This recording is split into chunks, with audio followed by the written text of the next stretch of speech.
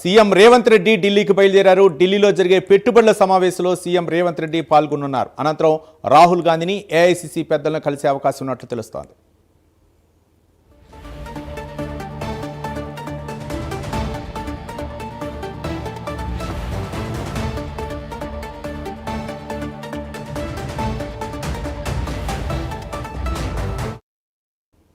Telangana CM Revanth Reddy ఢిల్లీకి బయలుదేరారు. ఢిల్లీలో జరిగే పెట్టుబడుల సమావేశంలో సీఎం రేవంత్ రెడ్డి పాల్గొనున్నారు. అనంతరం రాహుల్ గాంధీని ఏఐసీసీ పెద్దలను కలిసే అవకాశం ఉన్నట్లు తెలుస్తోంది.